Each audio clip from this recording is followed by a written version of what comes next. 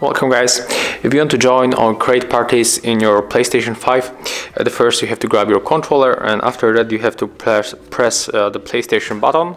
So just click right here, and after that we have to go down and go for the game base. So click X to enter, and as you can see here we got the recent parties, and when we click on the view all parties, we can check all of them, right?